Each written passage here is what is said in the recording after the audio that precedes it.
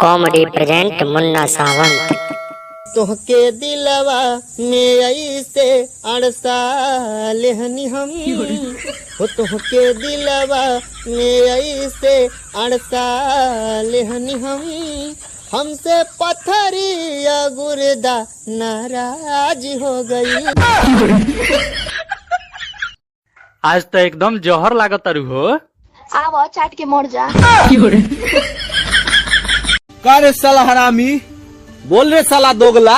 आज ले तो हमरा घर के हाथ ना लगैलस, ते काहे लगैली हस? का उखड़बो, आव फरिया लो। ए भैया झाड़ा छोड़। हे तू क्या हुआ? हमरा तरफ से बढ़ो ना तो ओकरा तरफ से बढ़ो ना तो ये मरवावे आइल बढ़ो।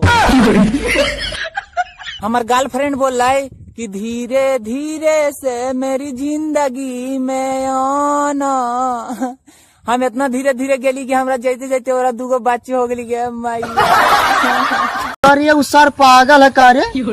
दुनिया दही गुड़ चाटल, उसार ढोढ़ी चाटत है। एक बात बता, अपने ढोढ़िया सीढ़ा उड़ा चुओली रहली का? ए सुन तारू हो। ए मास्क नहीं है पहने के? अरे सुना ना, एगो बात कहे के बा। का कहे के बा? पूरा गांव महला बिना मास्क के निकलते नहीं खे। आ इनका तो कुछ बुझाई के ना बा। का कहत रह? कह। मैं तुमसे प्यार करता हूँ। झूठ, बिल्कुल झूठ। शर्म आती है मुझे अपने आप पर कि मैंने तुम जैसे दोगले आदमी से प्यार किया। ये तो वक्त ही बताएगा कि तुमने क्या प्यार किया और हमने क्या प्यार किया। झूठ, तुमने कभी प्यार किया ही नहीं। तुमने सिर्फ मुझे धोखा दिया है। मैंने प्यार नहीं किया। मैंने तो फिर ये बंदूक मेरे हाथों में किसने थमा दी? मेरे ही प्यार ने इतनी नफरत मेरे अंदर किसने भर दी? मेरे ही प्यार ने। वतन, मुल्क, देश, बाबूजी, घर, मां, क्या नहीं खोया मैंने अपने इस प्यार की खातिर। इस प्यार ने तो मेरी सारी जिंदगी बदल कर रख दी। और तुम कहती हो मैंने प्यार नहीं किया। जब दिल ही टूट गया जी कर क्या करेंगे। का भाई काहे रोताड़ा? का बताई मैडम जी, हम बहुत मजबूरी में बानी। हम जाना तनी के जन्म में रहुआ हमरा किस्मत में नहीं के, लेकिन अगला जन्म में रहुआ नाम के रेखा अपना हाथ में घिंचवा के आए। और एगो इम्पोर्टेंट बात, रहुआ बहुत सुंदर बनी। हमरो से सुंदर लड़का रहुआ मिल जाए, एगो अच्छा लड़का देख के बियाह कर ले।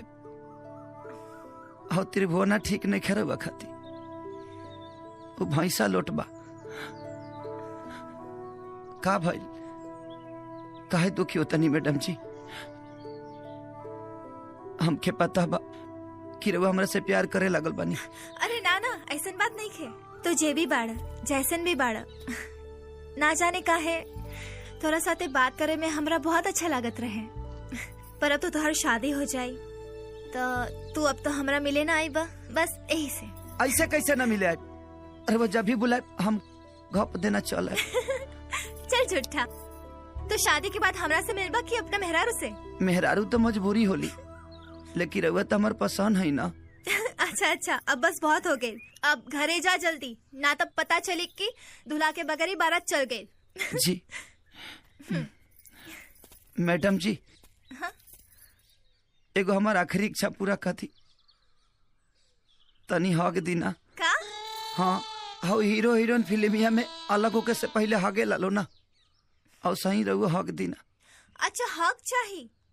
हाँ तो ऐसा बोलो ना, हक करी।